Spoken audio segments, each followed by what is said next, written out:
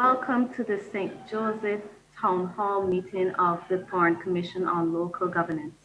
I hope that you're having a wonderful evening, and I thank you for your time that you're taking to be able to learn more about what local governance is all about and the proposals that we have. This evening, I am joined by Thorne Commission members Richard Carter and Cheryl Hunt. My name is Crystal Howell. I'd like to begin by giving a brief overview as to the purpose of the people-based assemblies that we will be proposing.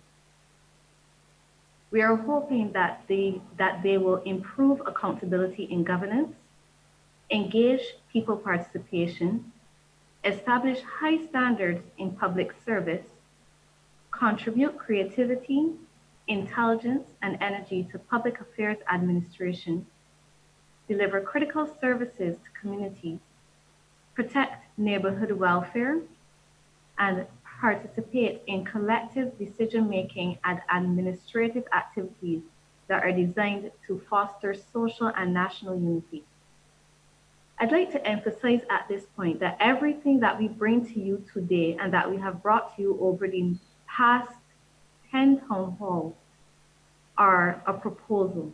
Nothing is set in stone, and every time we think that we have heard all the ideas that we could possibly hear, we have residents from another parish who bring something fresh and new to the proposal. We highly encourage your written submissions, your oral presentations, so that we can incorporate them into our final document that we will submit to government. The assemblies will be community-based, democratic, participatory governance structures based on volunteer, non-partisan service, independent of government ministers. Our initial proposal is to have one assembly in the parishes of St. Lucy, St. Andrew, St. Joseph, St. John, and St. Thomas. 2 in St. George, St. Peter, St. Philip, and St. James. 3 in Christchurch, and 4 in St. Michael. There will be a total of 20 people's assemblies, and membership can consist of an equal number of elected ex officio members, parish residents, and youth from secondary and tertiary educational institutions. Elections can be organized by the Electoral and Boundaries Commission, who will publish the candidate's community profile. The community profile will give a background as to why residents of a particular parish should vote for the person who put themselves up for nomination. This, we encourage to have evidence and a track record of community service and being able to get things done, as this will be very important in your service as a member of these proposed people's assemblies. We're proposing that they will exist for a period of 3 years at a time. The senior student body of each secondary school should elect 1 male and 1 female student to serve. The UE student body should elect 10, BCC and SJPI should elect 5. The 20 assemblies of approximately 30 members each will have a total of approximately 600 members. Each assembly will elect presiding officers and can meet to make decisions about and coordinate the work of the assembly. The 20 assembly chairpersons can form a caucus under a revolving chairmanship to make decisions about and coordinate the national duties of the members. Parliament can include a financial allocation in government's annual estimates and budget to be divided equally amongst the different assemblies. Financial allocations can then be audited by the Auditor General. The proposed functions for these assemblies would include establishing oversight or public accountability committees for government agencies' performance that provides critical services to improve efficiencies and accountability. For example, over the QEH, NHC, Barbados Water Authority, and so on. The chairperson caucus can select persons from the 600 members to carry out inspections, receive public complaints, meet with management to discuss issues and suggest remedies, and provide status reports to the public. 2, establish a community well-being team to build a community oversight and assistance program to protect children, elderly, disabled persons, and needy residents in conjunction with the Department of Emergency Management. 3, establish an Environment and Road Repairs Committee to respond to emergency cases of garbage pileups, excessive overgrown bush, or potholes, as well as general environmental protection and anti-littering campaigns. 4, the Ministry of Education can consult with each assembly on school board appointments or to select an assembly member for said boards. The assembly members can also form a youth education and social development think tank to construct improvements.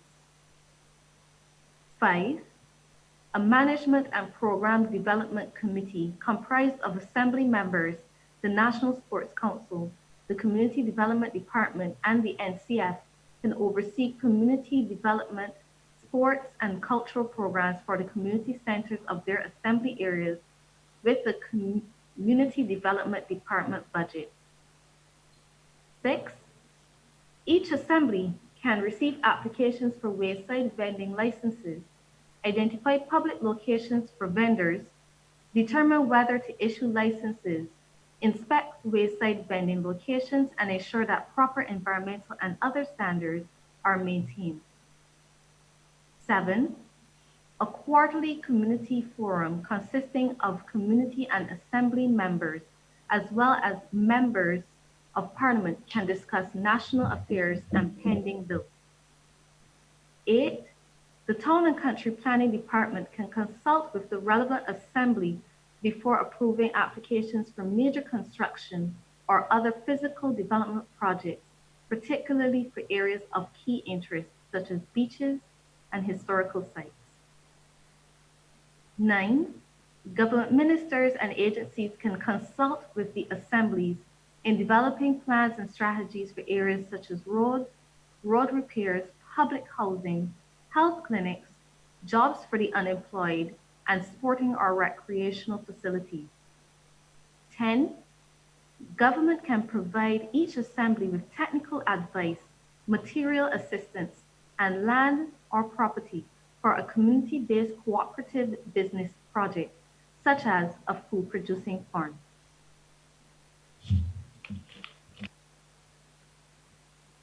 I know that it sounds like a lot, but again, these are proposals, and we have had suggestions for additional areas that the people's assemblies can play a role within.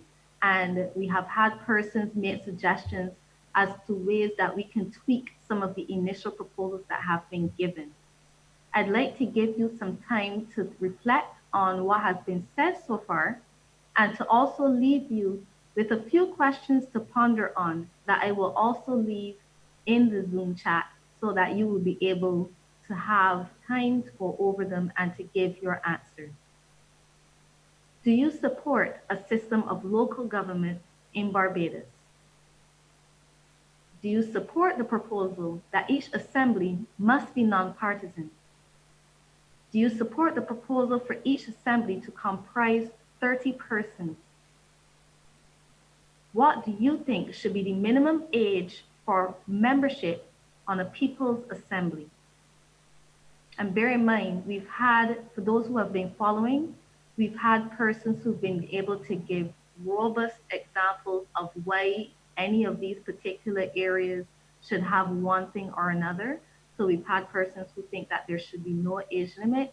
We've had some that have said 16, 18, or even lower, and some persons that have gone as high as up to 85, all with good reasons for why we should consider these particular things. Do you support the proposal that each assembly should comprise a mix of elected private persons who live in a geographical area, together with persons nominated from specific departments within the public service? Do you think that the nominated public servant should sit on the assembly in his or her capacity as a public servant or as a private citizen and member of that particular parish? Noting that each assembly may cover more than one constituency, what do you think should be the relationship, if any, between the People's Assembly and the parliamentary representatives? Should sessions of the Assembly be generally conducted in public, similar to as we are doing for these town halls? When would you wish to see a system of local government implemented? And I know that's a lot to think about. I'll be posting the questions shortly. In the interim, I invite my fellow commission members to share any thoughts that they have on any of the proposals that we've had and any of the feedback that we would have received so far from the various town halls that we would have been holding.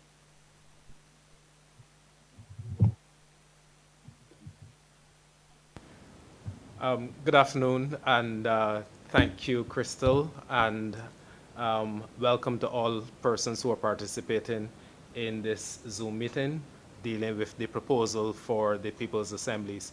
I just want to offer a couple of very brief reflections on the value of something like this in relation to some work that I had just completed for the government of Barbados. As many people would know, I served as the COVID-19 czar, dealing with the very challenging situation of us trying to manage a COVID-19 response in Barbados.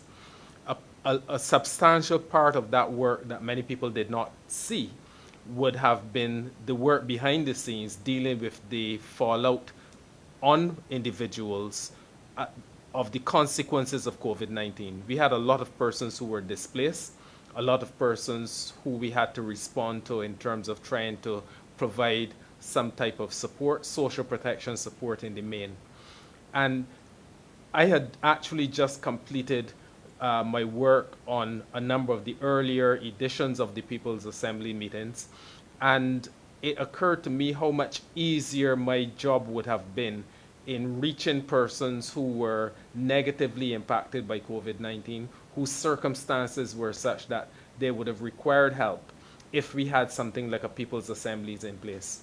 And in fact, what we ended up doing, we ended up getting recommendations from persons calling in to indicate that they were in a serious situation. We had persons being recommended by members of Parliament.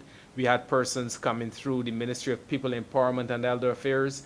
We had other persons who were recommended by the Household Mitigation Unit. The truth is that even in spite of all of these different avenues, we still missed people who were in situations that would have required support. And this is one very powerful example where if we had a People's Assemblies in place, that would have been an ideal avenue for the identification of persons whose livelihoods were negatively impacted, whose circumstances were such that they required the support of the government of Barbados, and who we could have reached out to in terms of providing that support.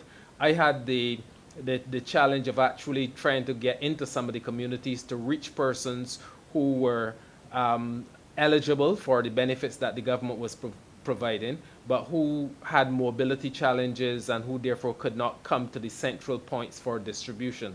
And again, if there were a People's Assembly in place, that challenge would have been very easily met. So this is a reflection coming from a very recent and in fact a live example of where government is trying to meet the needs of citizens, but the challenge of meeting those needs is not as efficiently done as would have been the case did we have a People's Assembly in place.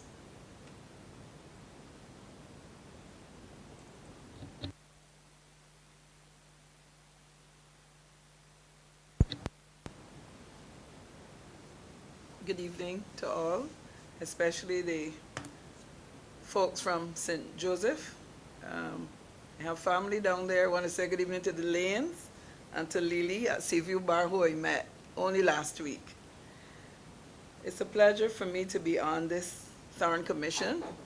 I think there's a work cut out for all of us here all the members on this commission. And it's important for the community participation. That is so important because we looking at local governance and government is we go back. It's nothing new. This has happened before, and as Desire said just now, if we had this People's Assembly in place, it would have made it so easy for him and all the other workers who were involved with the COVID-19 or who are involved. Because the people in the community, we know everybody. I'm a community practitioner. I work in community, and we know the people in our community, so we will be able to connect and to say to Desire, well, you know, so-and-so is disabled and we need to reach this person, because we had similar cases in our community. So there's a lot of work for this community, this commission to do, and we look forward to working with communities across the island.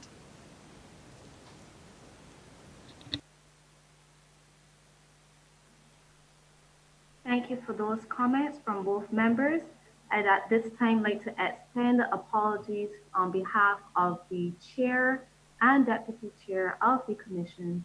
They were both unable to make it this evening, and they do send their sincere apologies, the chair being MP Ralph Thorne and the deputy chair being Ambassador David Commichon. I'd also like to say at this point a thank you to both of them for the extensive work that they have done, not only in developing this initial proposal, but in promoting it throughout the communities, throughout the different social structures that we have, and even throughout these town halls. They have been in attendance for almost every single one. And I know that they sincerely regret being here with you, the persons of St. Joseph. I hope persons are not being shy tonight, because this is one of the last opportunities to be able to share how you think the People's Assembly should be structured, bearing in mind that these are here and being developed so that you, members of the community, will be able to have more of a voice in the decisions that are made on your behalf, and being able to have some input into the structures that exist around you, as opposed to you just receiving them and having to work with what you are given. So I would give persons a bit more time to be able to review the questions and to give their feedback on any of the areas that have been raised, so that you can have your voices heard.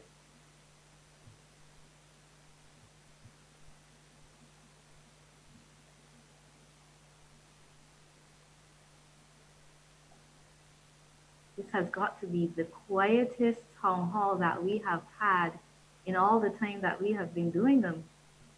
St. Joseph people are very shy.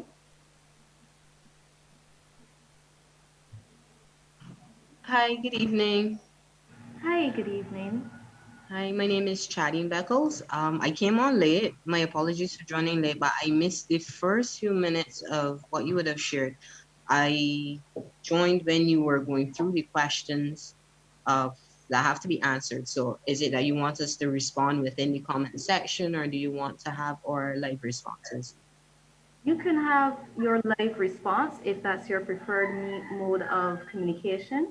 And note that anything that you say or write will be documented by the Ministry of People's Empowerment, and they have been sharing with us the transcripts for all of the meetings and the town halls that we've had so far. Okay, thank you. Okay, I'll try to start from the top, and I would say, yes, I do support a system of local government in Barbados. And as you would have mentioned earlier, it gives the people of the varying parishes and communities a sense of empowerment in the decision-making process, particularly for what happens in their communities and within their parishes. So I would definitely say that I do support it. I definitely agree that it should be non-partisan, because you want that everyone that is involved within the community, that lives in the community, they get the necessary resources or assistance, whatever it may be that they need, the different tools that they would need to develop the community and for it not to be based on which political party they represent. With regards to the number of persons, I would say 30 sounds like a large number, and such a large number could result in inefficiencies. However, it all depends on what are the different purposes or requirements that each person within the committee would have to carry out. Let's say if you want someone to look at matters of, let's say, healthcare within the parish or the community, culture and sports, different things like that. So I guess 30 can be, it may be a large number, but I guess it depends on what exactly, how the community will be functioning. And with regards to the minimum age, I would say, let's see, maybe a minimum age of 10 years old. I would say maybe a minimum age of 10 years old, because I definitely think that children should have a say. Because yes, we as adults, we can have our input as to what we think would be the best for them or what we think could help advance to develop children within our communities. But there's nothing better than hearing it from the horse's mouth. So if you have input from young creative minds as to what they would like to see happen in their communities or what's not happening for them right now or what they would like to experience, I think that would be a good thing. I have to look over the remainder of questions, so that's it for me for now. Thanks for your contribution. In the interim, while you go over the remaining questions, what I will do is address two comments that you would have made so that it will hopefully bring some more clarity. And I'll start with the age. You're actually the first person to recommend age that low. And if at some point you want to go into it a bit more, because I think some persons have been trying to align it with the senior members of secondary school, but we've also had persons who've made comments about persons who are younger than 15 who have been making significant worldwide contributions, and that it should not be limited by age because you may shut out the voice of someone who can make a significant contribution. So I'm not sure if your age of 10 was recommended based on the fact that some children going to secondary school by the age of 10, or if you wanted to also include the very senior persons at primary school level. So I get a little bit of clarity on that. With regards to the number of persons on the assemblies, the number of 30, we've had a good number of persons who would have raised concerns about that number as well.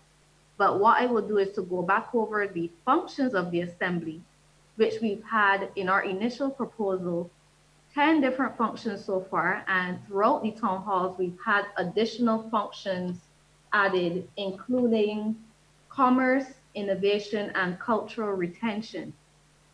So if we had to include every single function, that number of 30, let's just say it was the 10 alone, if you divided it up equally, there are about 3 persons dealing with each function. And as you can imagine, there are some functions that may require less than 3, and there's some that might require more than 3. So being able to juggle with the numbers that you have would be a bit difficult. I usually use the example where the Institute of Chartered Accountants of Barbados, we have a very large membership, and we have a number of persons that have volunteered for several subcommittees. I myself, I'm on the communications committee, but each committee does not necessarily meet with each other unless they have a project that causes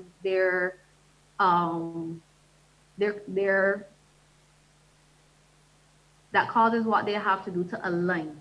So you can have 30 persons and some of them may never actually have to interact with each other because the particular function that they have does not require them to do so. That being said, we're still open to suggestions and to support, but I wanted to give that background so that you are aware of where the 30 kind of came from. And I'll, in the interim, go back over the functions, just a quick highlight. So we have the oversight of government agencies, which would be to establish oversight or public accountability committees for government agencies' performances. We have community well-being teams, and these persons will be assigned to look for the best ways to assist with protecting children, elders, disabled, and the needy within the community. We have environment and road repairs committees, education, and these persons could even sit on boards for different schools. We also have community development and sports, vendor licenses, community forums, planning permissions, government development planning, and people's cooperatives. And as I mentioned earlier, we've also had persons recommend to have functions serving with regards to commerce, innovation, and culture retention. So that number of 30 starts to look very small. What we have recommended though is that even if you are, say for instance, you are on the function related to community forums, that there's nothing wrong with you recruiting persons who are not necessarily on the People's Assembly to help assist you, because not everyone who is a community practitioner necessarily wants to be elected, but they may still be willing to assist the different factions of the People's Assembly so that they can have their purpose achieved. But that's just to give some background as to why the number 30 would have been suggested. Okay, thank you for that, Crystal. No problem. I, Do you want to continue? yeah, I would say it. I can understand the reasoning then for having 30 people on the committee. As you said, especially if it's divided up into different subcommittees, and you'd have those small groupings working together. What I also think would be an important consideration for the committee, and this somewhat touches on question E with regards to the mix of persons who should be within the assembly. I think something that we should also consider is making sure that those people who are on the committee are of a good cross section of people across the parish, not only with regards to gender and age, but within that small geographic area of the parish. So, for instance, in St. Joseph, the way of life in Bathsheba and St. Elizabeth's could be very different from the way of life in areas like Sugar Hill and Paris Hill. So I think it's important to consider that cross section of individuals as well. And what you said with regards to children and in the age limit for children on the assembly, that's exactly what I was thinking. I didn't want to say 11 and eliminate those in primary school, because they can have some really good ideas as well too about things that can help to develop and build their communities. Thank you for that clarification. You actually raised a very similar point to what was raised in St. Andrew with regards to they would have also been given an initial proposal for one assembly, but they had concerns similar to how you think that the communities in Bathsheba, for example, hope you like my tribute to Bathsheba in the background. It's lovely. Thank you. They do have a different culture though and I have been to Sugar Hill. I have been to Bathsheba. I've not interacted as much as I would like to, but I can see what you're talking about. And they actually would have asked if they could have two assemblies because they did not want that the needs of different areas within their parish would conflict with each other, because persons in Bathsheba might be fighting for something, whereas the persons in Sugar Hill, for example, may want something completely different, and then you have a divide. This is why we're having the town halls, because we do not know your parishes as well as you do. So we would love to have your input as to how you think they should be done. And if you think that one assembly for St. Joseph is not enough because of the culture and the demographic of your parish, please let us know and give us your reasonings for it so that we can have support when we are going through and making these decisions as to why this should or should not happen. Well, for me personally, with regards to that, I don't think we should have two assemblies within the parish. Reason being, even though there are different cultures and a different way of life between the different areas in the parish, I think it's an opportunity for us to be aware of each other's differences and cultures and what is needed in the different areas, and also for us to capitalize on our different strengths and assets, whether it be the people in the areas or the natural resources as well, so that we can bring them together. Maybe talk about areas such as different subcommittees such as commerce. I think that's an opportunity for us to then bring those different assets and skill sets together, that we can have a unified package of what St. Joseph is. Crystal, if you don't mind my making an intervention. Go right ahead. Go right ahead. Yeah, no, we're obviously very interested in hearing from the members of the community. So I'll be very, very brief. But I think the point that is being made here is, and being very well made, is that the cross section of the community, they will, or of the parish, there will be the opportunity to have that cross section represented on the People's Assemblies. And I know that St. Joseph has a very strong farming community. It also has a very strong coastal and fishing community. And we hopefully will be able to have that wide variety that represents St. Joseph represented on the membership of the People's Assemblies. Therefore, the interests of the fishermen at Tent Bay and so on can be reflected just as well as the farmers and the other types of communities that represent the parish. And the scope of the 30 members is wide enough to have all of the varying geographies, types of business, types of interests represented on the People's Assembly. You fit the nail on the head, sir.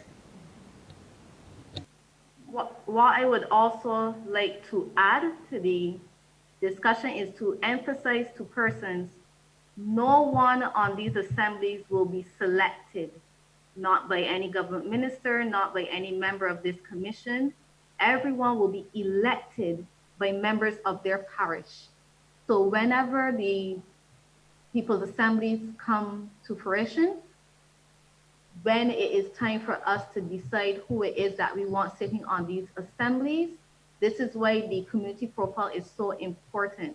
Because when persons from your parish put themselves forward for election, these will be people you hopefully know, or their community profiles will bring to light more of what they have done, their history and their background, so that you can make the decision as to who you would like to vote for.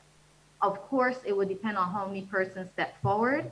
So hopefully there are enough persons that it would give you options in terms of who you would like to vote for. But in no way, shape, form, or fashion will anyone be selected.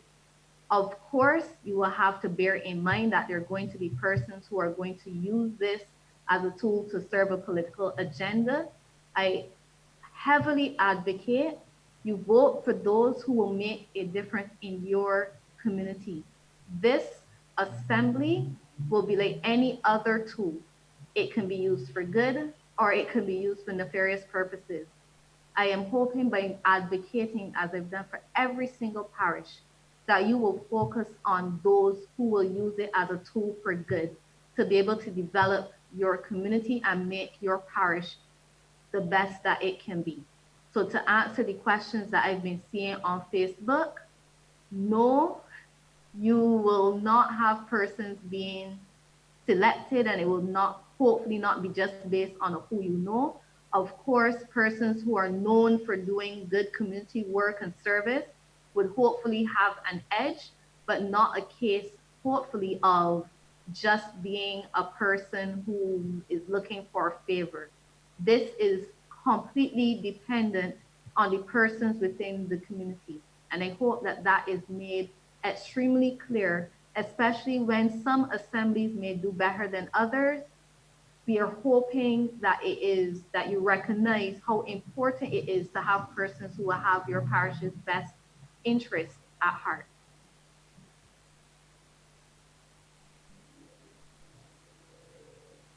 Hi, good afternoon, everyone.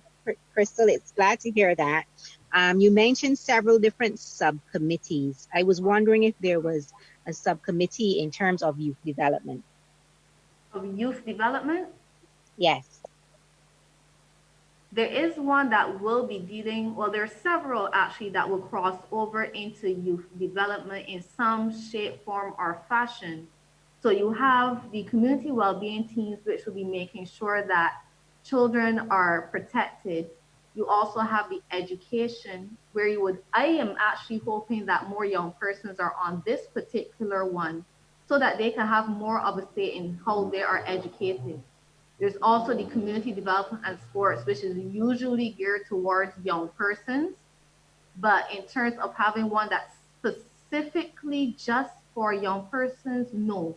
If that is something that you think should be included, we would take your recommendation into consideration, and also exactly how you're envisioning a function that is specifically towards youth.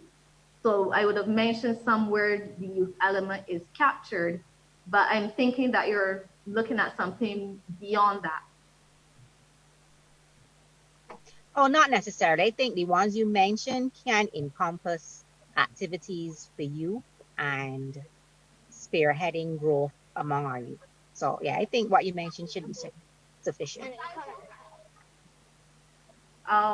We have a question here in the chat that I think is actually very interesting.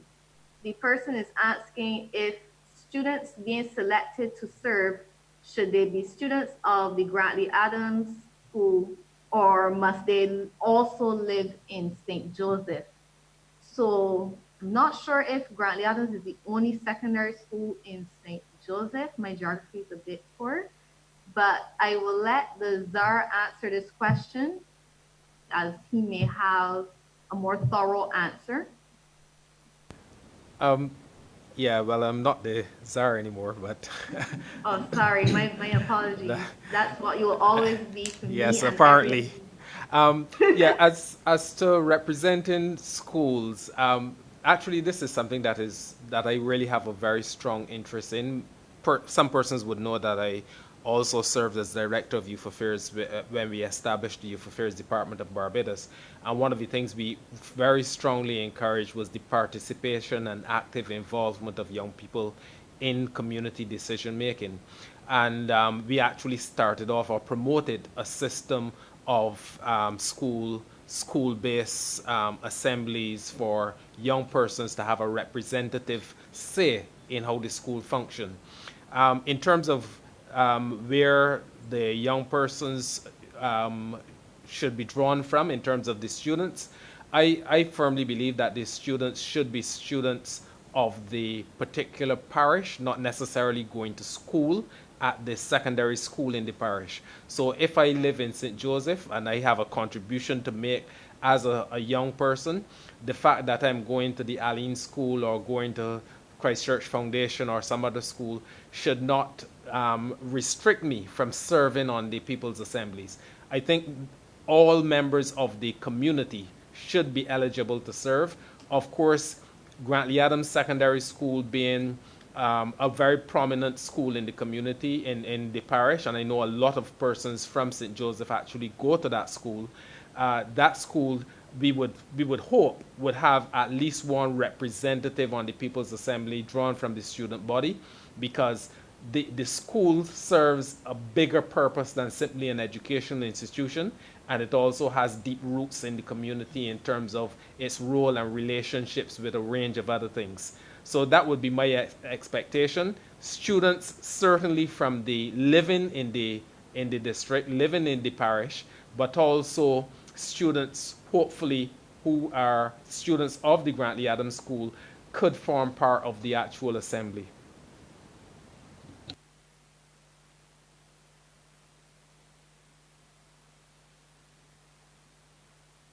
I think you may be on mute, Crystal. Thank you.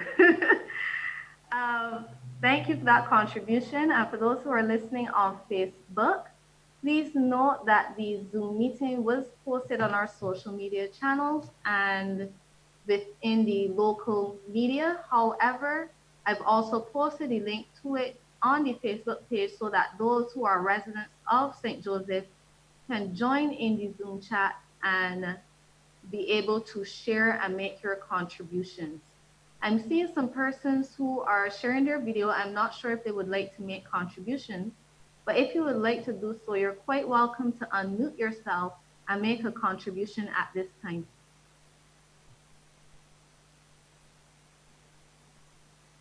Please note that contributions that are made on Facebook, I will also be including those comments within this conversation as well.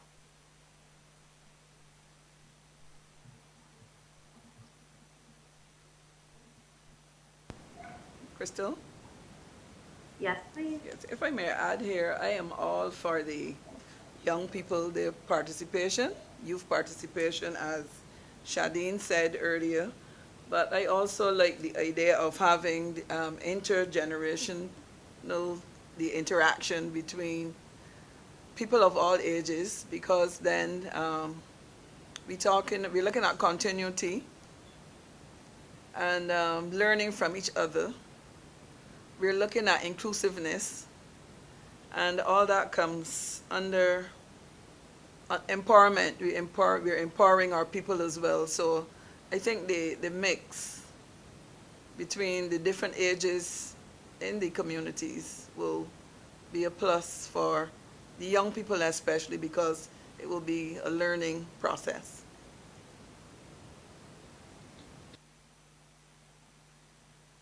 I definitely agree. None of us would be where we are now if the older generation did not show us the way that they came before. If every generation had to start from scratch, progress would be very, very slow. And there's great value in being able to learn from your elders and for the elders to be able to listen to the ideas of potentially new and innovative ways of doing things from the young people. This is why I am hoping that younger persons definitely do get involved and sit on these assemblies, because there's a mutual benefit for both persons to be able to learn and to grow from these experiences. I have two questions for you, Crystal, in relation to questions F and G. When it references the nominated public servant, does that refer to the parliamentary representative? And for G, when you say that an assembly may cover more than one constituency, meaning, let's say, for instance, this assembly may cover the parishes of St. Joseph and St. Andrew, or are we referring to like electoral boundaries? So with regards to your last question, yes, where you might have St. Michael, Northeast, I don't know how they divide them up. Again, very poor, but they're different constituencies within different parishes. So you would have a minister or an MP who is representing that particular constituency. So you wanted to know if they should have a relationship at all with regards to the constituencies that are there and the People's Assembly. And with regards to F, public servant, no, this refers to persons who work within the public service. You know that there's a different relationship there as opposed to a person who works for a private company. And they may have certain insights. So for instance, if somebody works at sanitation, they may be able to share valuable insight as to exactly how the beautification process would be able to be carried out efficiently. And we were wondering if they should sit in that capacity as a person who works at sanitation, or if they should sit as a person who is a resident of St. Joseph, because then it would be a different relationship depending on how we think they should be sitting on those particular assemblies. Okay, with regards to F, I think that's a bit of a tricky one, because ideally, if you can have the person being the public servant functioning in that specific role and also coming from the parish, that would work ideally, because then they have that insight. They can save you a lot of running around in terms of when you're planning certain projects, etc. But then also in being from the parish, you know that they have a vested interest in what you're actually doing there, and they're not just present because they're supposed to be there. So that's Exactly. a bit of a tricky one there. And with regards to G, I think there should be a relationship with between the assembly and the parliamentary representative is more so defining how strong that relationship should be and where the line should be drawn, because you don't want that it becomes the assembly then becomes related with any one political party more than another. But of course, in carrying out various activities and functions, and even maybe the case of lobbying for certain things within your community, that's the place they have to go sometimes. You see what's going on in that constituency, whether it falls within the parish lines or not, or outside of that. But once it's within that community, that constituency, sorry, so that they can be able to lobby the parliamentary representative and say, hey, these are the issues that we are having across the parish, and making sure that they're actually addressed properly, because the parliamentarian now has a thorough insight and also a bit of pressure as well too, and to see what the people of the community are facing and what needs they need addressed. You've actually hit the nail pretty much on the head. Those are some of the comments and the feedback that we've been receiving from other town halls, where instead of a parliamentary representative receiving a one-off, as is often the case, you sometimes go through, if you've ever gone through any of them, their WhatsApp, their communications, they get hundreds of requests from persons, and then persons are obviously frustrated because they don't see that, and they think that what they want is not being listened to. Whereas the power of the assembly, you have voted as a parish for these persons. These persons then, by listening to people in the community, are able to identify what the community needs. And a parliamentary representative would be rather foolish to not listen to what the majority of the parish says they want. Exactly. But it could give a stronger voice in terms of lobbying and hopefully getting things done, and then it gives increased focus into what he should or she should be looking at, as opposed to being bombarded by one-off requests which do not have the cohesion and the support of a larger voice. So that has been pretty much what we've been hearing across the different town halls. And thank you for that contribution again. I'm not sure if any of the other members have anything to add to those comments. Crystal, I would want to say that having the assembly set up in the communities frees up the MP somewhat, because then he doesn't have to worry things like garbage and environmental problems. The committee, they will have the power to take care of all these things, street lights, vendors' licenses, things like those. The committee will be looking after. So it frees up, it gives the MP some space to do other things, and empowers again the persons in the community. So you take care, you are in charge of your community to some extent.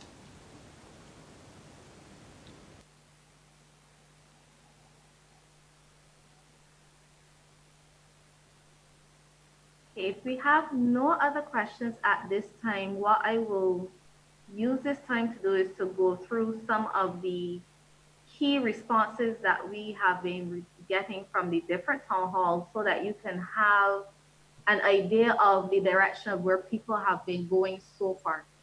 So with regards to a system of local government, we have had a large number of persons say yes, that they support this. We have had some dissent with persons who think that it's an additional tier of government that may make things more cumbersome. But what I will say is that it is a structure that we're trying to implement that will hopefully have persons heard within the community. For a number of years, we've had the voice of those within the community ignored. You would have cases where roads are being repaired without anyone within the parish being consulted. And then the persons in the community are wondering who really makes these decisions. But these are people who are making decisions who do not understand the parish that they're going into, who may not have an opportunity to connect and communicate with these persons, and to be able to identify exactly what that community needs. So this is the opportunity for greater communication, for more targeted communication, so that when these kind of decisions are made, the persons within the community feel as though their best interest is being served. So that would be my response to the persons who think it's an unnecessary layer of government. With regards to whether it should be partisan or not, of course, you will never get 100% compliance. And most of the time when we've heard any voices of dissent, you kind of get the feel that there are persons who are politically affiliated who feel as though that they will be shut out of the process. This is not necessarily so. This is not to villainize persons who have political aspirations or political affiliations. It just means that we're looking to make sure that the minister is not able to sit then and make persons feel intimidated, whether intentional or not, because we do have to understand that there's a different feel in a meeting when the minister says that they would like a particular thing to happen, and persons who are regular citizens might feel as though they shouldn't disagree with what the minister wants. So this is why we've been trying to emphasize that it should be nonpartisan, not because we want to exclude persons who have political aspirations, but so that we can make sure that the position of power that ministers hold that they may not always be aware of does not intimidate those who are sitting on the assembly. We would have gone through in detail why we think the assembly should have 30 persons, but again, everything that you are hearing today is a proposal. If you think there should be less, if you think there should be more, please put your ideas forward. We also would have discussed the fact that we are proposing that persons who sit on the assembly should not be paid, that it should be a volunteer effort done for the love of the community. We've had persons, this one has been one that has been heatedly debated, where persons think they should at least have a stipend so that they can make sure that their expenses are taken care of. Or persons have said they should be reimbursed. Some persons think they should be salaried. But our very strong proposal is that it should be a volunteer effort because it is something being done on behalf of your community to improve your community. And it should be seen as an effort of love, and trying to put an amount on that it could actually cheapen it. So we've had persons who've given arguments for and against persons sitting on the assemblies receiving a monetary contribution for their service. Again, when you disagree or agree with any particular proposal, it helps to strengthen what we will finally come up with if you can give reasons and support for your arguments. Because just saying you agree or don't agree doesn't help us to be able to make a decision as to what should be in the final document.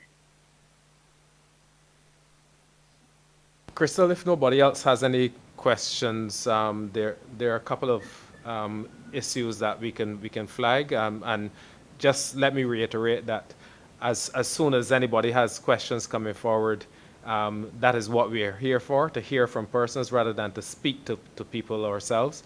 But I would like to ask the persons of St. Joseph what they would consider the three most important things that they think a People's Assembly could do in terms of representing the interests. What would be the three most important issues that they have as a parish that they think that the assemblies could respond to? It would be quite interesting to hear from the members of the community on something like that.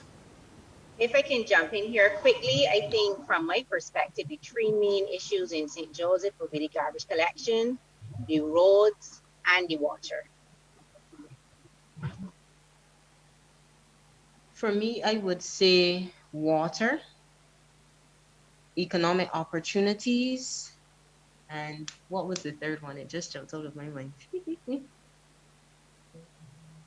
A voice for the people of St. Joseph. Honestly, I think a lot of times, for me personally, at least I can say there are a lot of things we hear going on all about Barbados, different efforts within communities, whether it is through government or the parliamentary representative or a private grouping. But I think a lot of times the parish of St. Joseph is overlooked and I dare even say forgotten sometimes. And there are a lot of people with promise within the parish. There are a lot of beautiful resources, whether they are natural resources that are in the parish that can really bring life to the parish and really bring hope to the parish. I see so many young men, and it honestly hurts me. There's so many young men I see just sliming on blocks in St. Joseph, and there's so much agricultural land that they can, use to really get themselves some funds instead of like I don't really see any, like sporting clubs.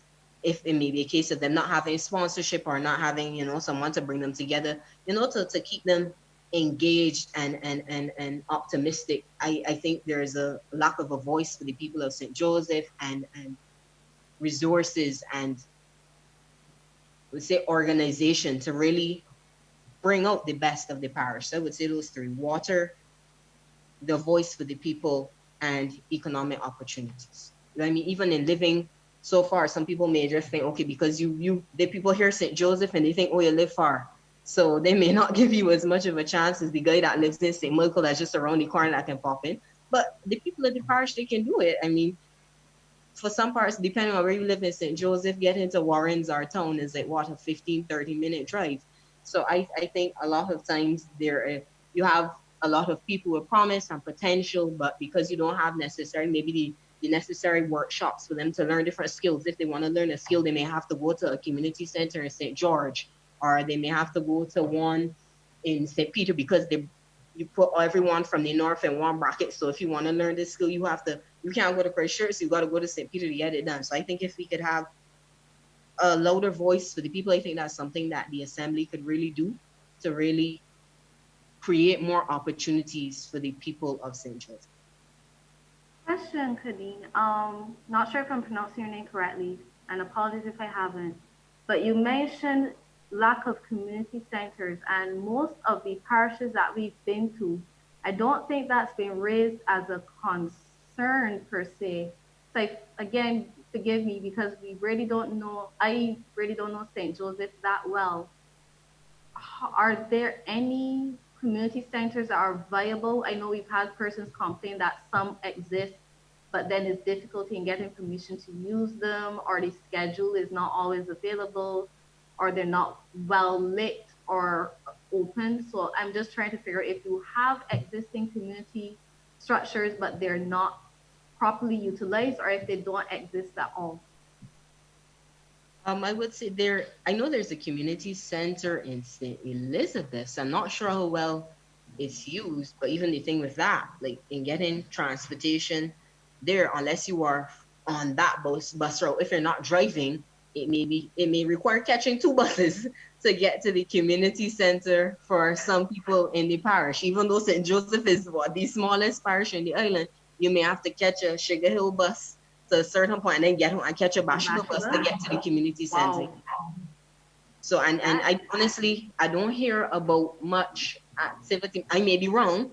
I may be wrong because I'm not from that side. I'm from Laming, so I may be wrong. I don't know if there's a lot of activity at the community center, but in terms of you hear different workshops in different parishes and stuff like this, things like computer classes, learning to sew, whatever it may be. I don't recall ever hearing about one at the community center there. Wow.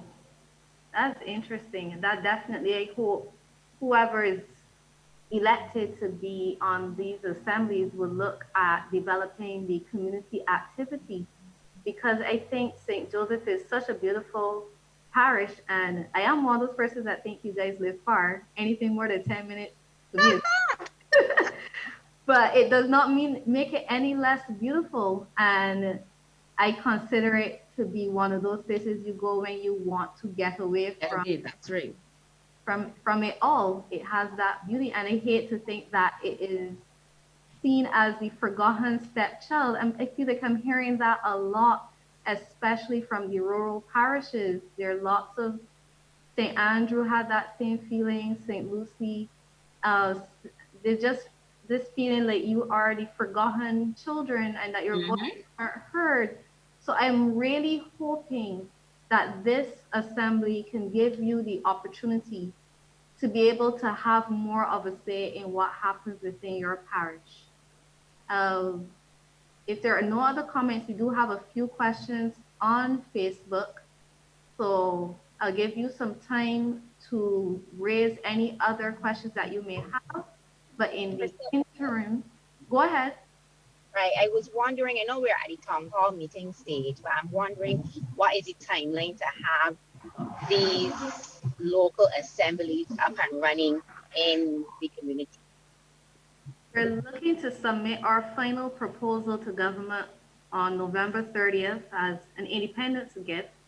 However, we would love to see it happening next year, and we hope that persons raise their voices to encourage it to be put forward for next year and to put into action, and that this does not sit and gather dust, because we think that enough persons have said this is something they want to see for it to be seen as a priority. I definitely know that there are several ministers and MPs, including Ralph Thorne and Cynthia Ford, who will be lobbying heavily for this to come to light by next year so that people can start having a say and to start to feel more empowered in the decisions that are made for their communities.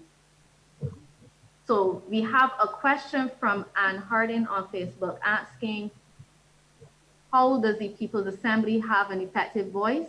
And what is the integration with Parliament? And I know that Ambassador Commission would have said more than once that it will be legislated so that it will have that effectiveness. In regards to practical power, this will depend very heavily on the persons that you elect. And I'm going to be quite frank where this is concerned. If you elect persons who at the first sign of resistance gives up, then unfortunately the assembly may not go very far. I am not here to pretend or to sugarcoat anything or to act as though we are not going to be dealing with public servants who some will support and some will not. That's a reality. That is the way how society works. And if you do hit someone who does not support the way how this local governance is happening because they don't think people should be having a say, that the decision should be at the minister, you're going to need a very strong personality who's going to find ways to get around that. I am not the kind of person that likes to make it seem as though everything is going to go all perfectly and smooth, because then I think it makes you unprepared for when the realities start to hit. We want to make sure that you have persons who are able to not give up when they meet those obstacles. So it's very important, practically speaking, to make sure that you, whoever you elect, is willing to go that distance. I'm not sure if Richard or Cheryl would like to give some input into responding to that question as well. Yeah, very briefly on the issue of the relationship with Parliament. The expectation is that the assemblies obviously will be given a legislative basis, so they will be established by law and therefore would constitute a legal entity in Barbados. The second important thing is that the expectation also is that the People's Assemblies will receive some type of subvention from central government to allow them to carry out their functions and duties and responsibilities. So if you are devolving responsibility, that responsibility also has to be supported financially so that the meetings can be properly constituted, the activities that have to take place at the level of the People's Assemblies, those activities are properly developed and properly rolled out. The idea is that no member of the People's Assemblies, even though we are asking for this to be, or we're proposing that this be voluntary, no individual should be out of pocket simply to serve and represent their community. So you shouldn't be digging into your pocket and subsidizing the function of local government. So there will have to be some level of support provided for the people's assemblies to function.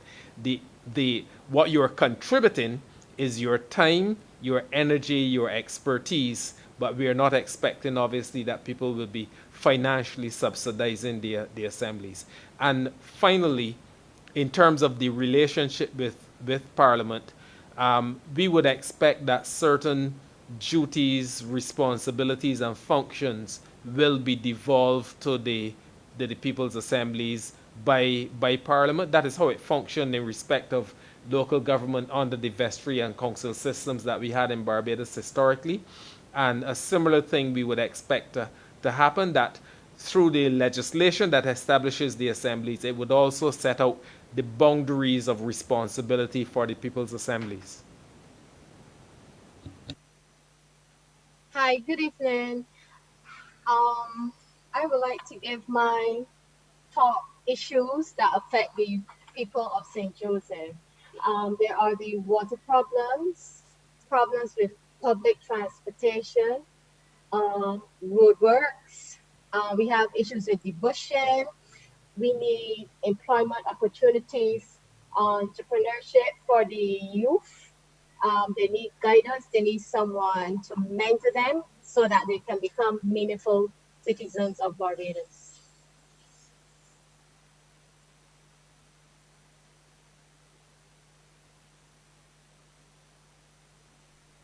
Thank you for your contribution, Odessa.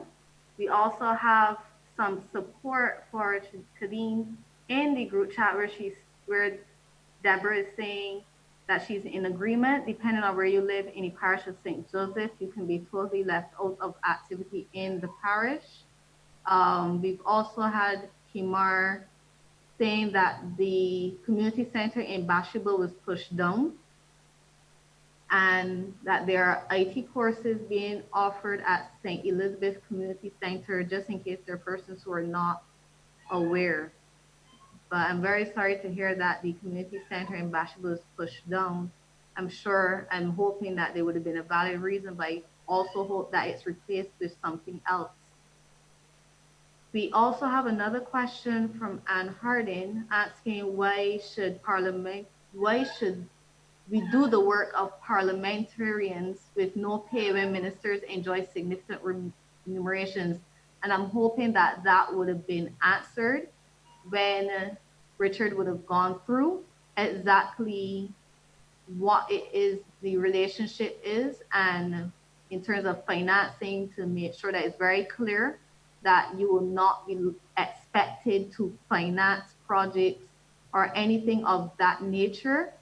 You will be having a say, you'll be consulted and be able to give your input as to the decisions that are being made, so that when things are happening within your community, that they're a reflection of what the people want, as opposed to a top-down approach where decisions are made for you that may or may not have any relevance to your community.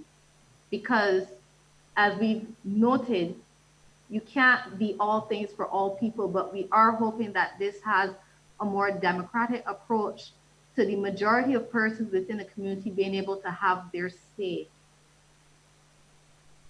We're also having some comments from Sonia Watts, who highlighted also the water issues, care for the elderly, and youth incentives as being key for the parish of St. Joseph. I'm presuming she's speaking on behalf of St. Joseph.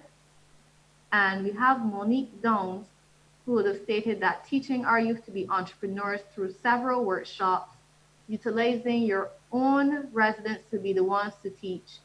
And Lemons currently has a pavilion which is underutilized.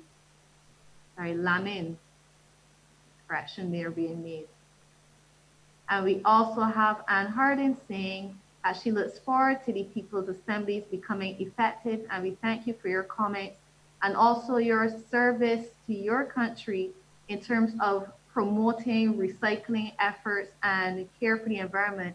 And I hope that you will lend your expertise to whichever assembly, because I'm not sure which parish you're from, but to lend your expertise, because we do have environment as a function under one of the assemblies, and I think that your knowledge and resources would be invaluable in supporting that particular assembly. We also have Monique saying that this can be used to be the hub for different programs for Sugar Hill, Lemmings, and Airy Hill. Yes, we're hoping so.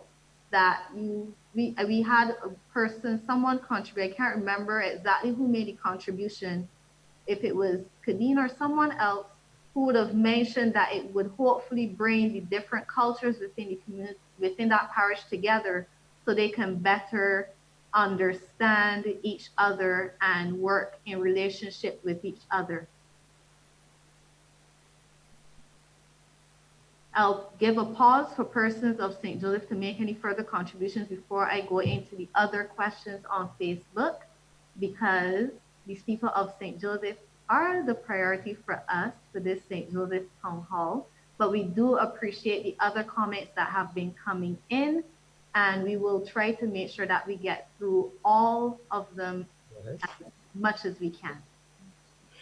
Hello, this is not Odessa, but I think I'm sharing her link.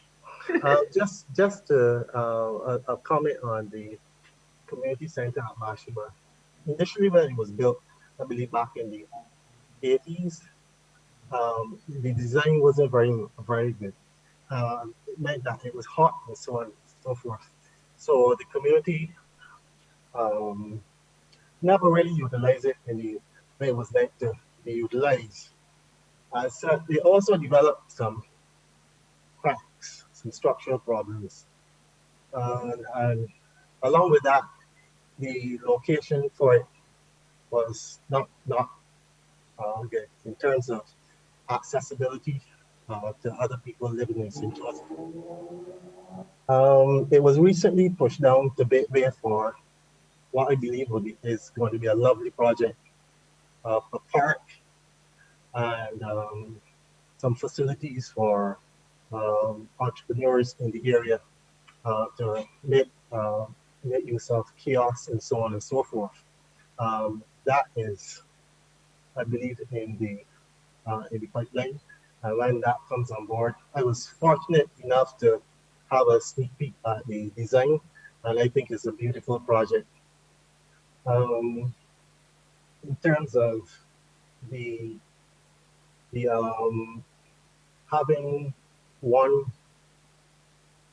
assembly to cover maybe more than one area, more than one parish, or perhaps overlap into another community constituency. I don't think that that's a very good idea, because in terms of St. Joseph, even St. Joseph itself, as was pointed out earlier, has some, I would say, some problems in it raises some questions in terms of what's happening on the coast as opposed to what's happening, say, in areas like Lamins and Sugar Hill and those other areas that have their, and there would be a tussle in terms of what each particular area is fighting for. There are a couple of other things in terms of, I believe that the youth in the community needs to be heard, and as such, the limiting the age, I can understand the reasoning behind that to some extent, that you wouldn't really want a 5-year-old to come, but I would tend to keep it open, and if there's a limit, I would keep it at maybe the age of reason around about 12 or so. But everyone needs to be heard in terms of that, especially the youth. I think there's a lot of talent in St. Joseph. People have skills and so on, but as you would glean from the forums so far, St. Joseph people, they tend not to talk too much. They're proud people, they tend more or less to do and to help themselves and not really ask for the political assistance and so on and so forth. But I'm happy that there is this forum which can help to identify some of those problems and hopefully the parish would get some assistance along the way in terms of the roads and the development really of the people who live in St. Joseph, which is the parish's greatest asset.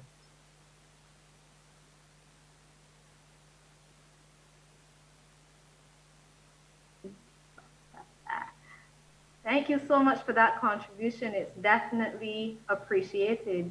I have some more comments both on Facebook and within the chat. We have Sandra Tate with her hand raised. So if you would like to make a contribution, please feel free to unmute yourself and go ahead. Hi, good afternoon. So I just had a question about the eligibility for membership in the Assembly.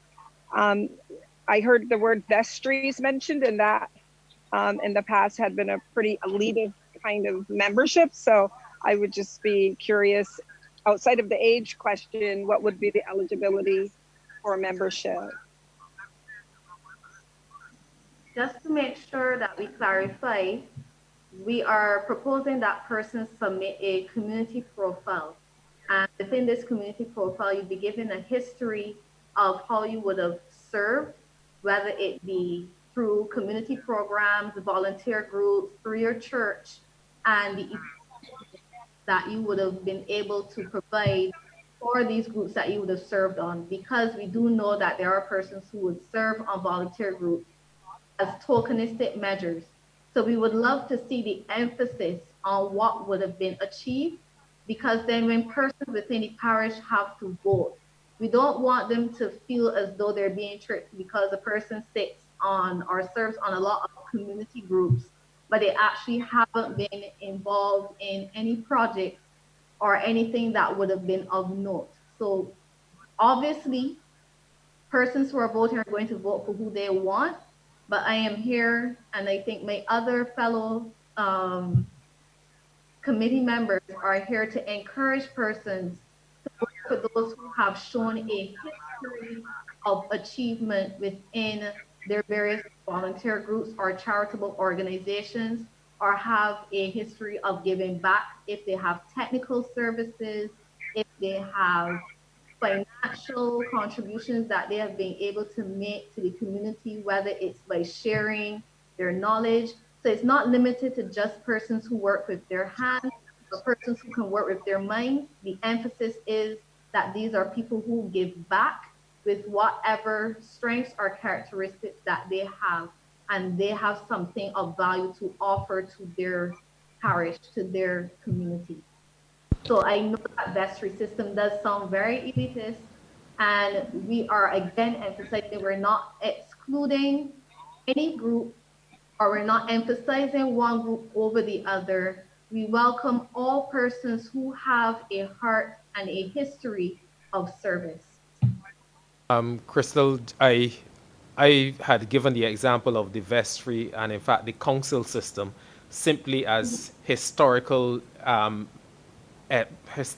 examples of local government in Barbados. But the short answer to the question that was posed about eligibility, the sole eligibility criterion is that you have to live in the parish. And that is it. If there is an age limit that is posed, then that will be a second one. But simply to live in the parish would render you eligible to serve on the People's Assembly. Nothing more than that.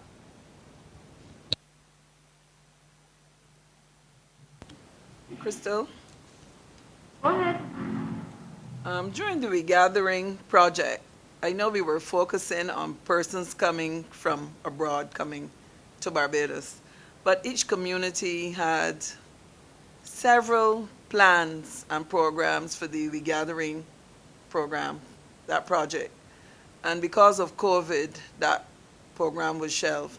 But I'm saying that I'm encouraging those members who were a part of the regathering committees to come forward and serve, offer themselves as candidates.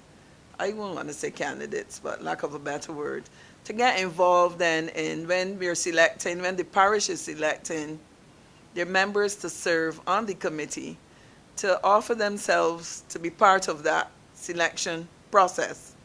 Because each community in each parish had some really, really good ideas.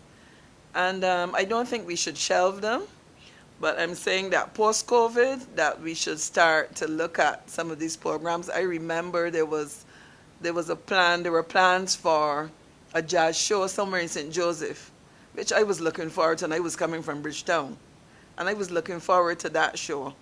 And I was in St. Joseph last week, and just to say to Odessa, I remember seeing the debushing team in St. Joseph. I can't say exactly where, but I know I came down from Andromeda, and there were guys in that area who said they were working with the debushing team.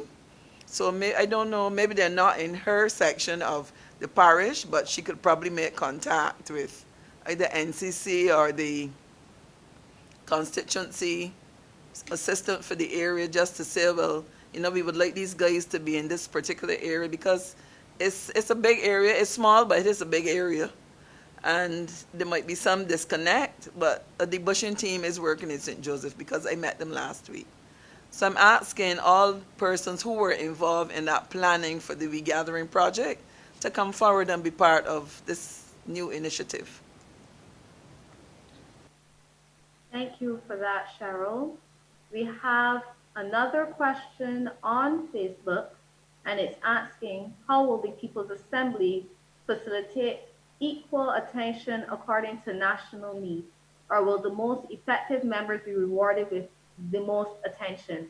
This is my concern for decentralizing, example, responsibility for road maintenance. So this question has actually come up at a few town halls, and the general feeling is, obviously with limited resources, who gets access to these limited resources? How would the priorities be met? So one of the suggestions that was made at either the last town hall or the one before that, either St. Thomas or St. John, was that, for example, the example given was road repairs. So the suggestion given was that a percentage of the budget for road repairs within government be allocated towards the decisions being made by the People's Assembly. And then from this percentage allocation, each parish would obviously have access to this in an equal number.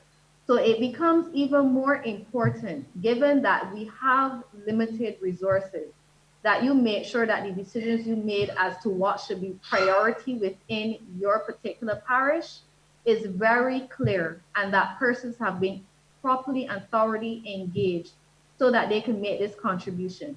Because at this point, we obviously will not know how much exactly will be able to be allocated to each parish, but let's say that it's enough to have 5 roads repaired based on your input. You would want to make sure that the 5 roads that you select are the ones that have the highest priority within your parish, so that they are the ones that are given priority in terms of repairs that have to happen.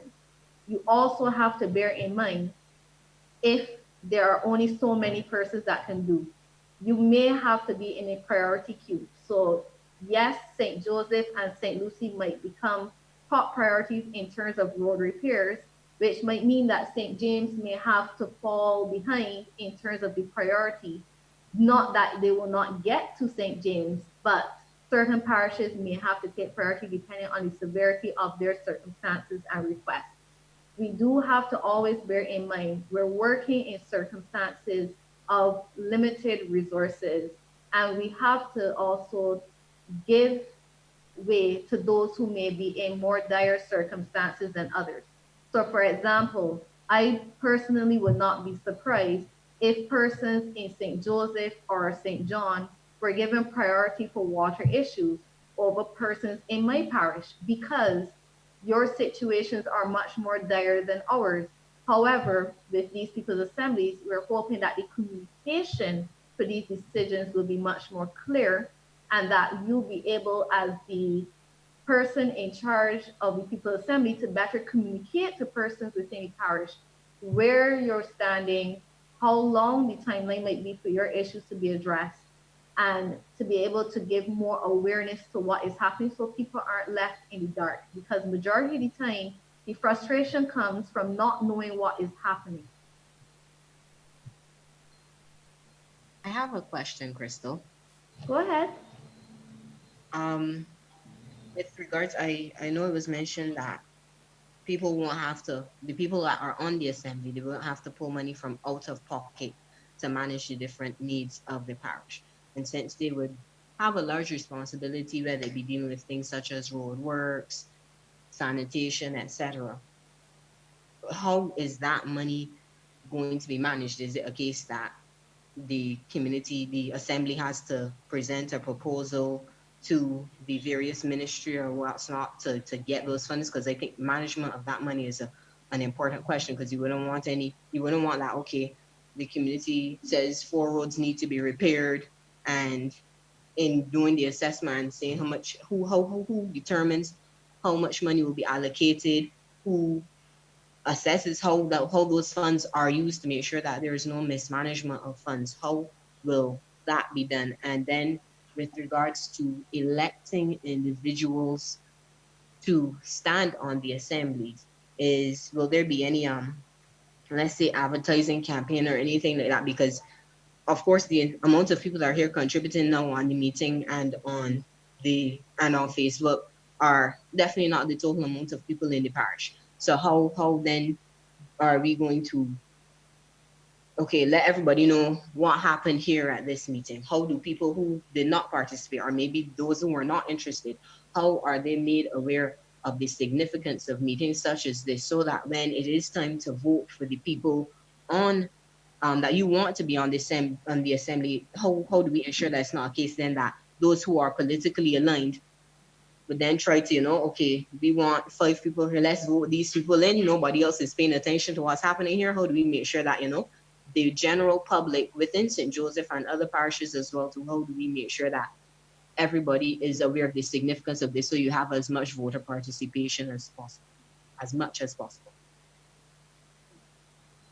I will also let Richard jump in here, because I know when we went to the St. James Townhall, that issue was brought up as well, the idea of electioneering and how you would be able to generate awareness about your running for sitting on the People's Assembly. So relying on the community profile alone you would want to be able to gather persons who are able to vote for you. And the reality is those who have political support may be able to do so otherwise, even if electioneering, because the idea behind prohibiting electioneering is so that everyone has an equal opportunity to be recognized, and that the voting or the town hall or the assembly meeting to actually vote for persons is what would be advertised, as opposed to advertisement for the individuals themselves. But I do agree it's something that we need to give more thought into, because as much as we would love to have the answers for everything, we still have to examine every area in which it can be manipulated to see how we can best minimize that from happening, and to give everybody a fair opportunity to be able to represent to the persons within the parish that they are putting themselves up for election, and then it's not a case of persons using popularity or large support to be able to be elected over some person who has a genuine interest in serving their community. So we are still examining. I'm not sure if Richard would like to offer any of his thoughts behind this as well. Just to say, Crystal, that you can't at one and the same time offer a democratic process to people, and then seek to determine what that process should be.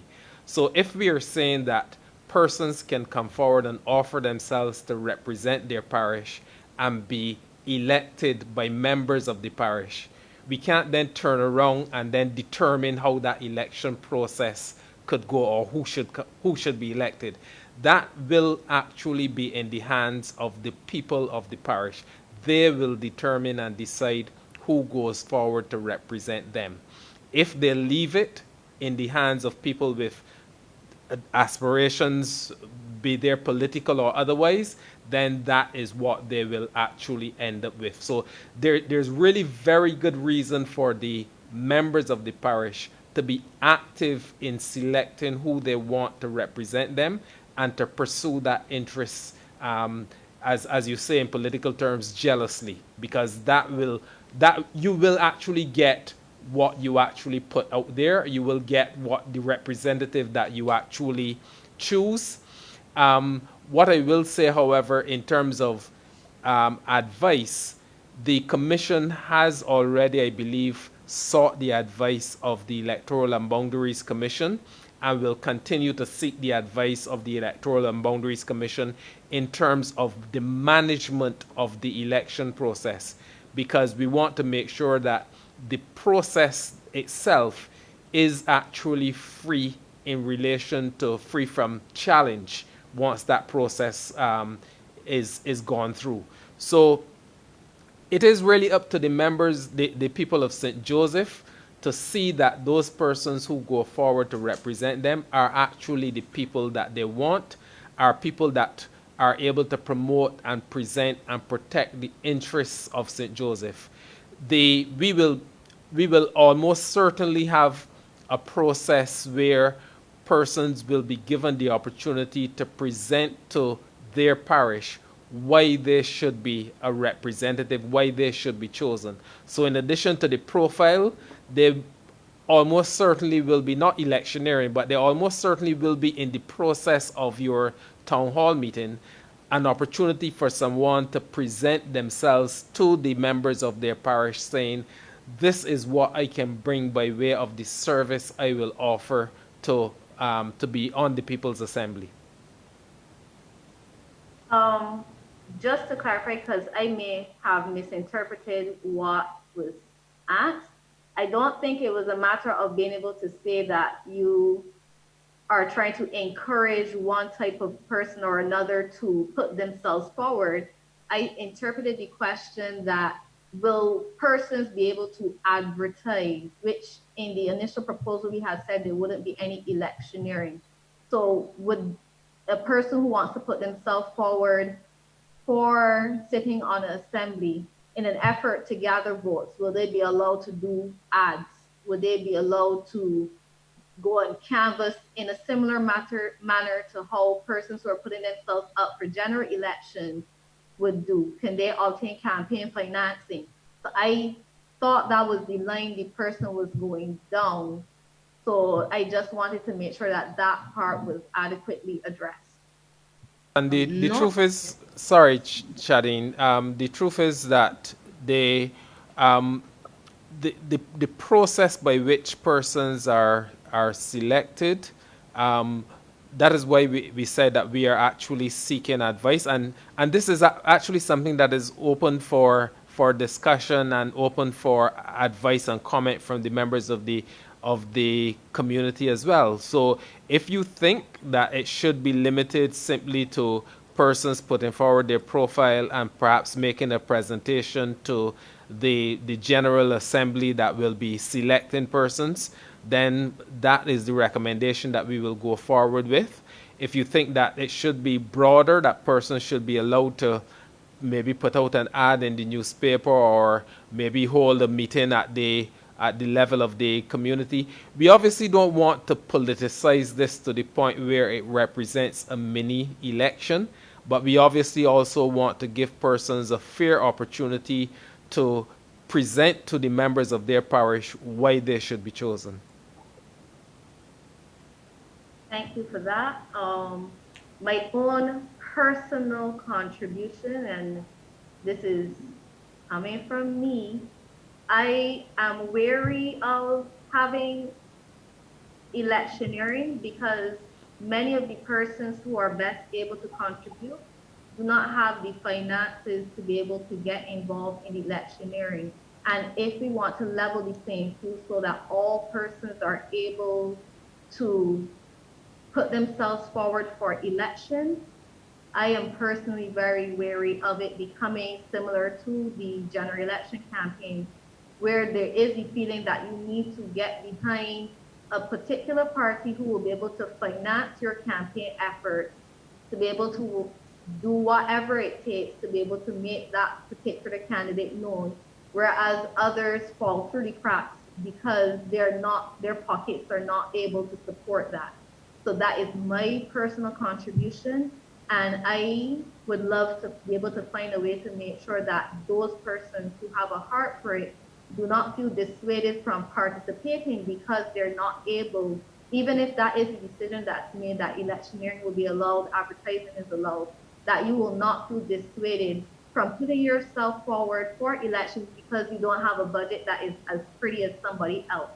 And that your contribution to your community, that persons will recognize that and be able to see through the smoke and mirrors and recognize that you have something to contribute and you should be some person that's elected regardless of your age, sex, religion, political affiliation, whatever the case may be. So that is me personally imploring persons to vote for persons who have the best interest of the community. I cannot say that enough. Please vote for who has your best interest at heart. If I may, Crystal. Go ahead.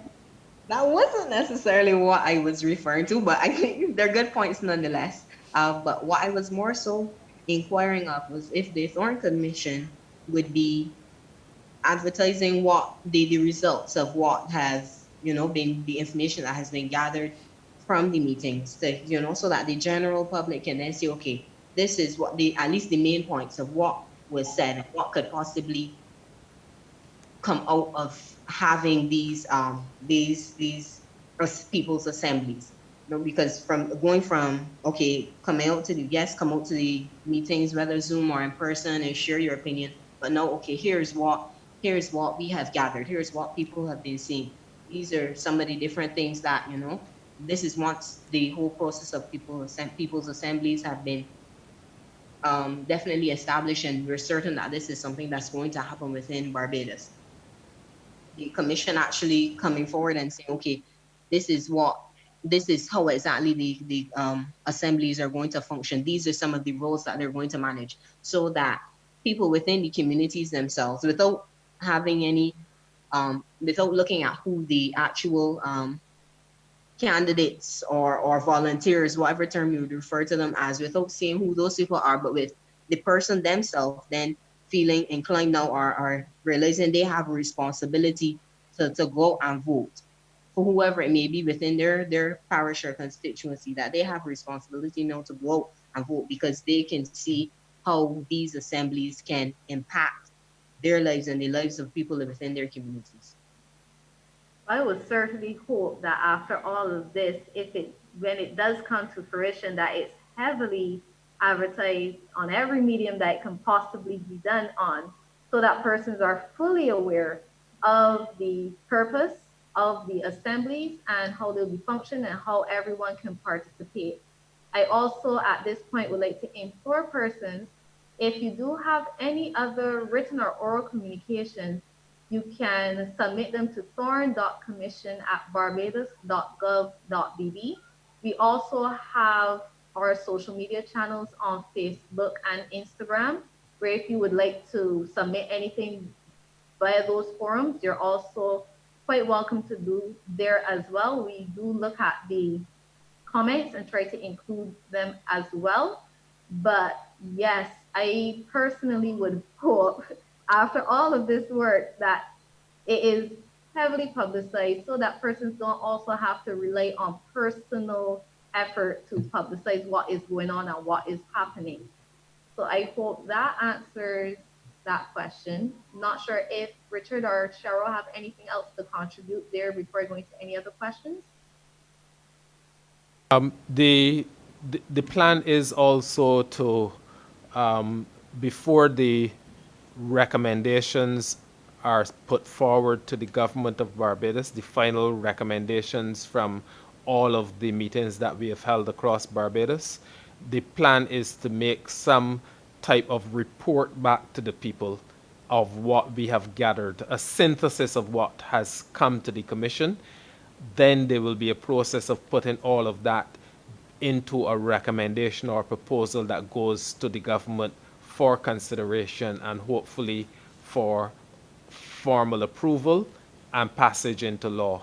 But so I think Shadeen was concerned that after we've conducted all of these meetings, that the public still needs to hear what exactly we've come up with, what has been the result of all of the consultation. And the plan is to report to the people of Barbados what has been reported to us, and then to form that into a recommendation that goes forward to the government.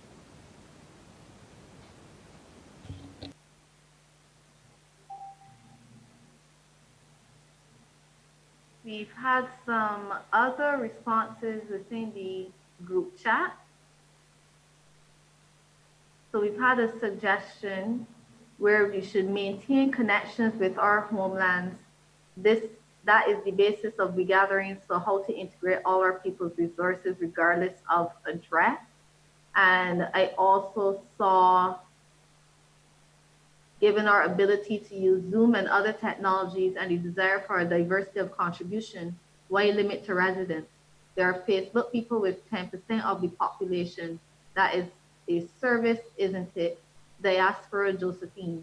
So I am gathering from this comment because this also came up in St. Philip, where persons suggested that we should be able to use persons who are that are living overseas but are Barbadian. And if they originally would have, for instance, come from St. Joseph, that they should be able to sit on people's assemblies and be able to be voted for using the technology that we have, as we are even using right now. If there was a time where it came to vote, I should be able to make an oral presentation, have my community profile shared on whichever forums are being used, so that persons can decide, even though I live overseas, I am still a born and bred Josephine. I should be able to sit on an assembly and be able to make a contribution to my parish, even though I do not live in Barbados anymore. So that came up in St. Philip, and I think maybe Christchurch or St. Peter, one of the two of those parishes as well, with inclusion of persons within the diaspora, so that you can also bring their experience of living outside of Barbados and being able to maybe share ideas on things that can be used to improve a particular parish for the better.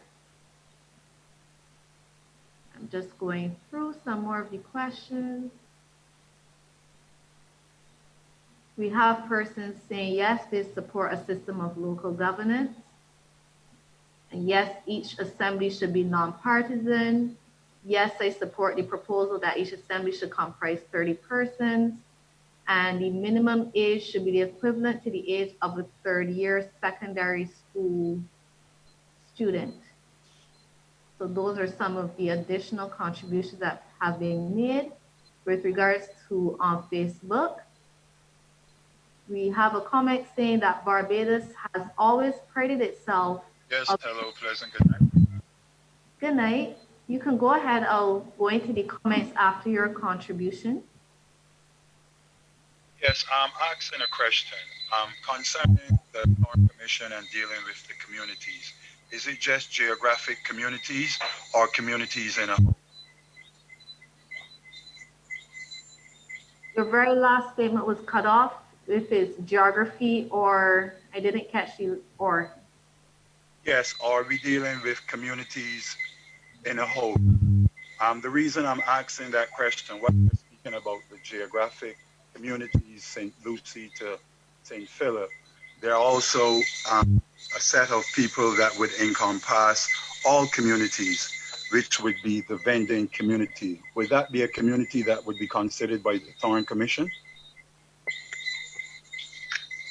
With regards to vending, we actually have a function that is set aside to deal with vendor licenses.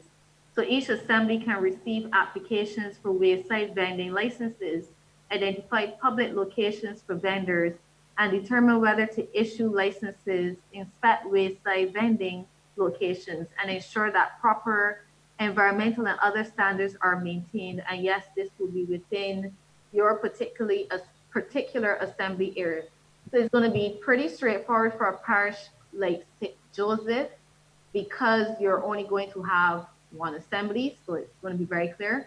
But the Electoral and Boundaries Commission is actually working with us to be able to determine for the parishes that are going to have 2 or more assemblies where it would be best to have the divisions so that these particular areas can be best served. So I'm not sure if that answered your question or if you need any more insight. Yes, the reason why I asked that question is that I hear the previous czar, former czar, mentioned that the community's goals and objectives would be to be protecting the interests of the people within any given community. And the vending community is one large community that right now there are many persons that are being affected and suffering and not being represented within that community. And it is something that the vending community would like to know if the Thorne Commission could look into that on behalf of the vendors. For example, as we know, we are dealing with the interests of Barbadians and looking to make our country and to respect our people and to put value to our people as we move forward into the new Barbados, or we can say the 2020 and beyond Barbados. And we know that entrepreneurship is one of those things at the top, also placing us at the foundation where we would see through the COVID-19 that many persons are having to turn to the vending community in order to provide a living for themselves as well as their families. But it is sad to say that that particular community is not given the spotlight, or we can say the recognition that it rightfully deserves. In the previous coming out of the COVID-19, we would have seen that there were quite a few initiatives that were launched in order to help stabilize the country and to help people. And it is sad to say that quite a few of the vendors have been left out of many of those initiatives. In the sensitization program, we would see that the vending community was not mentioned a lot. Also, we were heard about the frontline workers receiving help. We also heard about the essential workers receiving help. And we also heard about the heroes of our country receiving help. The vending community have fallen into all 3 of those categories, but yet we have not received much assistance from any of the agencies. And that is really affecting a lot of the vendors, meaning that they are not suffering to the point that in all the giveaways, the vending community, we have not even received a mask, not even from one of the agencies to say that they recognize us as frontline, or they even recognize us as essential, which we are. So there are quite a few concerns, and that is why I choose to approach it from this angle to see if the vending community would be considered as a community, although being a micro, it is also a macro because it encompasses persons that would be part of all of the physical geographic communities. So I want to know if there any way that the Thorne Commission could look into this matter to see that our people is not being left out, no one is being left behind, or no one is being excluded. As we look forward, as Ms. Motley had also mentioned in her campaign, that everyone is on board. And it is sad to say that at this point, the vending community is not feeling that we are on board. We have tried to call a greater meeting with the Vendors Association, Barvin, which we was unable to achieve to date, where we could discuss all of the vending issues that you are probably knowledgeable about the organization Barvin. But more focus is just being on the mighty Grinder Highway bar vending community as opposed to be the vending community as a whole, which would involve all of the wayside vendors, the market vendors, the coconut vendors, and the list goes on and on. So a lot of us as the vending community are not really feeling part. We are really feeling left out. So we would like to know, is this a matter that the Thorne Commission could look into? Crystal, if you don't mind, I can give a quick response on this. Sure, go ahead. So, first of all, I would like to thank the contributor for the very passionate representation of the issue of vending, which obviously is an issue of continuing importance in Barbados. Let me say, first of all, that the intention of the local governance recommendations is for geographic communities. So let me say that up front. The intention is, or the meaning is, geographic when we are speaking about communities. However, it does not mean that there's no space for consideration of issues like vending, which do have, as the contributor was saying, national significance. And the proper place for something like this, I would suggest, is in the caucus of the leadership of the various assemblies which is proposed. Now, the intention is that when the leadership of all of the 20 assemblies meet, they will be able to represent and to present to government issues that are cross-cutting issues across the length and breadth of Barbados that should attract the attention of central government as important issues. And there is every single parish, every single people's assembly will have among its membership significant numbers of vendors, because every community in Barbados has vendors of one sort or another. The coastal communities, many of them in the tourism areas, have people who are vending in that area. We have persons who are vending in the area of fisheries and so on, in terms of craft, a wide range of things. So my suggestion to the concern that was raised is that if it is of significant enough importance, it can be put through the national caucus of the leadership of the People's Assemblies to be flagged on the agenda of the government of Barbados, to flag whatever concerns the vending community has. And that could hold for other communities that are not geographic but represent significant interests in the country. Thank you very much, sir. I appreciate that, and I would love to take that medium because it is definitely of national significance. And again, as I mentioned, the community is being very heavily impacted. So is there any way that the Thorne Commission could draw a little attention where the elderly have not really received much assistance? We have some disabled persons that have not, when the food and different things was being distributed, many of the members did not receive anything. So right now, as you would also know, many persons are also coming in to the vending community due to the impact of the COVID-19. And that is drastically affecting the profitability of what the vendors used to be making at one time. Where there was probably just 100 vendors, just to use a number, we have now about 1,000 vendors. So at the ending of the day, there's not much that any of the vendors are taking home. So that again put them under additional stress. So we would like to know, is there any way that the government can pay attention to this plight of the vendors and look to assist us?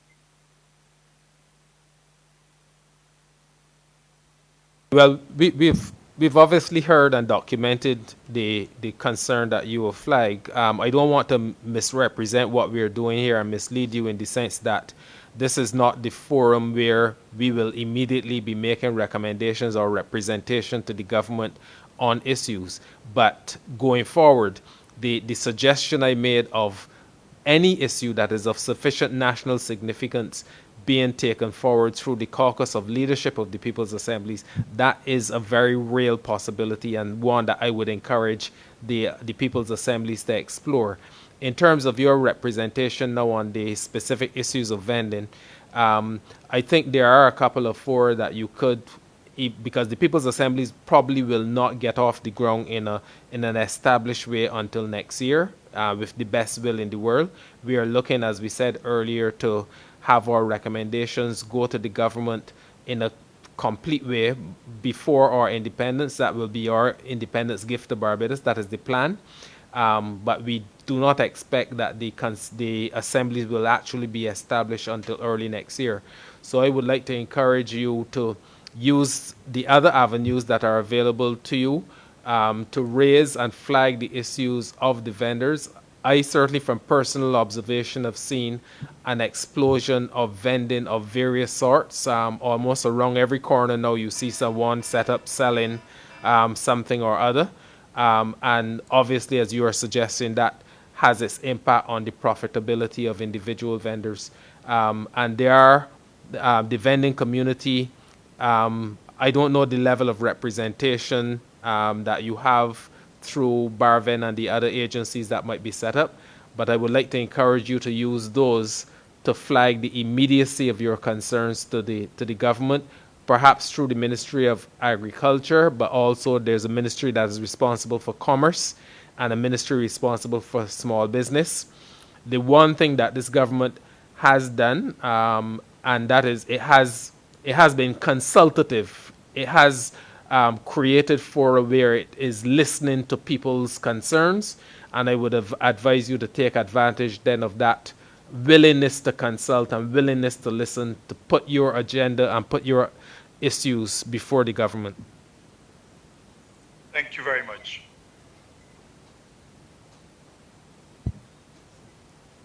Thank you very much.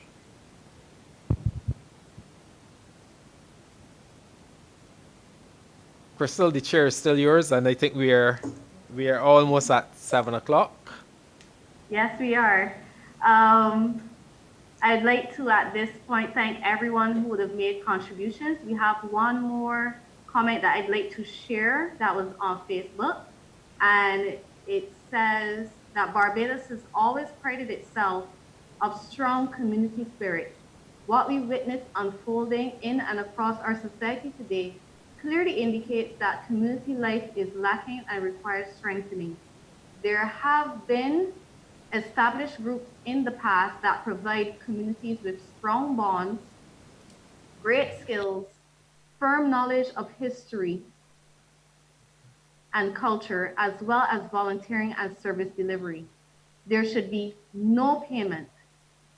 Note must be taken of the long outstanding decades of quality give back from Scouts, Girl Guides,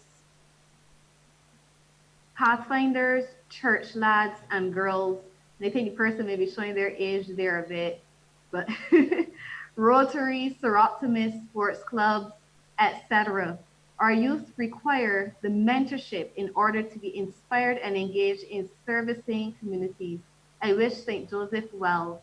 Thank you. And I would like to echo that sentiment. We've had a lot of persons who think that Barbadians would not be willing to volunteer, even in something that is literally for themselves.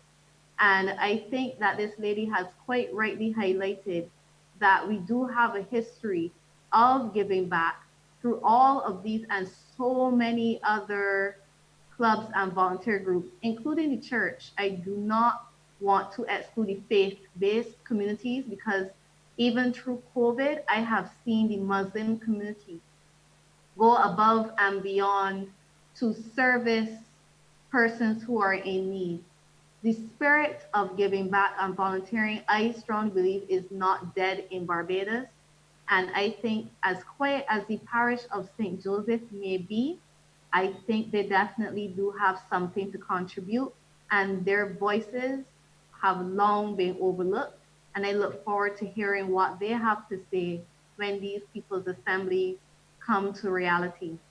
On that note, I'd like to thank everyone for their contribution that they would have made tonight.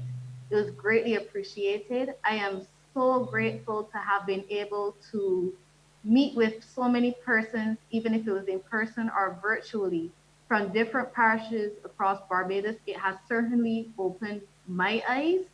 And I think I speak on behalf of our chair and our deputy chair, who again have expressed regrets that they are unable to be here. I know they would have loved to be here for the last one. They've been to every other assembly town hall, but they would not have missed this unless it was something very important. And they do apologize.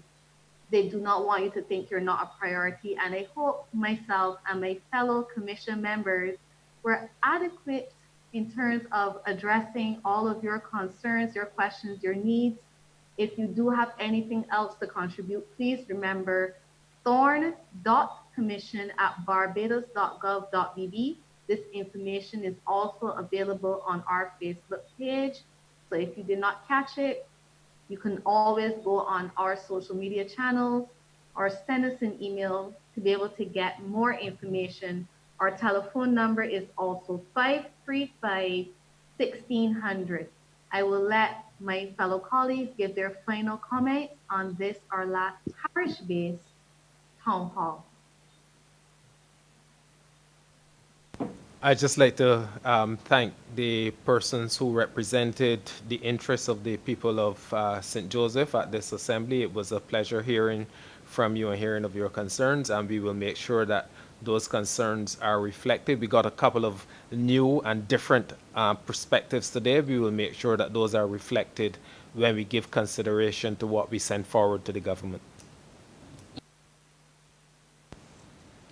I too shared the sentiment, and I made several notes. I would like to thank Shadeen and Odessa. I learned so much from both of them, and I am sure that their concerns will be addressed. So thanks again.